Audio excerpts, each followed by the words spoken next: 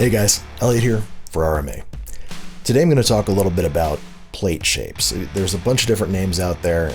We have 5 different shapes available on our website. So this is our 4, including then the female cut, which we're not going to talk about today. It is significantly different than these, so irrelevant for the time being.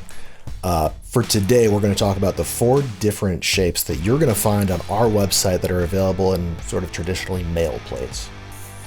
We have a medium SAPI, a 10x12 SAPI, a 10x12 shooter's cut, and a 10x12 swimmer's cut. So if you buy an XRT in a medium SAPI, you're going to get this. If you buy an XRT in a shooter's cut, you're going to get this. So what is the difference between all these? Now, I've tried to sort of line them up next to each other so you can sort of more easily compare them. The medium SAPI. Now, this is what the military uses. Military uses SAPI sizing, whether it's small, medium, large, or extra large. Now, as we're going to 2025, some of that's starting to change with some of the new plates that they're coming out with. But for right now, this is what the majority of the US military is using are SAPIs. And this medium SAPI here, this is 9.5 by 12.5 inches. So right here, 9.5 by 12.5 tall. And you'll notice it has these roughly 45-degree chamfer cuts on the top, and it does not have them on the bottom. Now the 10x12 SAPI you're probably very familiar with if you've bought from RMA in the past. We have a lot of products that are available in 10x12 SAPIs. It's the same shape as this, but there's a 1/2 inch subtracted from the length and a 1/2 inch added to the width. Now shooter's cut. We just started making shooter's cut, but this same cut has been around for a while with a few other companies.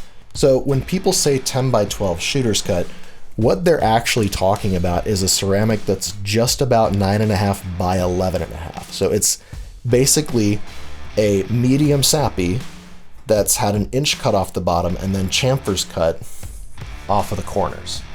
As you can see, when you line them up, if you lay one plate on top of one another, the curvature aligns on the top edge. So you'll see that the bottom is simply missing about an inch and has the chamfers cut off.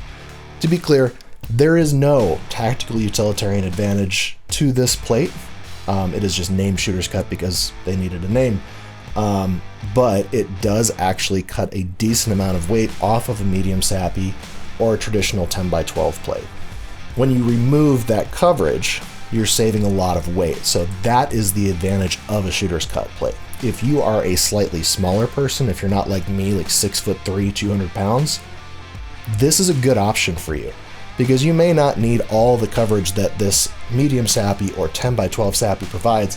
Maybe what you need is this 9.5 by 11.5 shape where you can cut down on a significant amount of weight without giving up the actual protection rating of the plate itself in order to get there.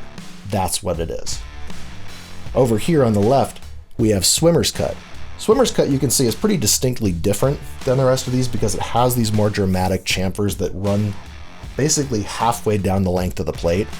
There is a utilitarian benefit to this that doesn't exist with some of these other shapes, right? Versus these other shapes, if you're the kind of person that has larger biceps and you need to press outward, whether it's a pistol, a steering wheel, a rifle, whatever, one of the things that people run into is that a lot of times, especially if you have bigger biceps, when you press out like that, you start constricting the area on the front of your chest, and plates that have these higher chamfers, you really start running into the edges right here. And that's a problem for guys that are particularly muscular. So those guys will a lot of times choose swimmer's cut in order to avoid that problem. So the real problem with running into the middle when you're pressing out is you're going to start fatiguing your muscles just fighting against your armor. That doesn't make a lot of sense, particularly if you need to hold a gun or a steering wheel or something for a greater length of time. You're going to start fatiguing your muscles, you're going to start shaking, and you're going to lose that strength that you would have otherwise had. So swimmer's cut does give you that benefit over these if that situation applies to you. For most people, they don't need it. Most people need something like this.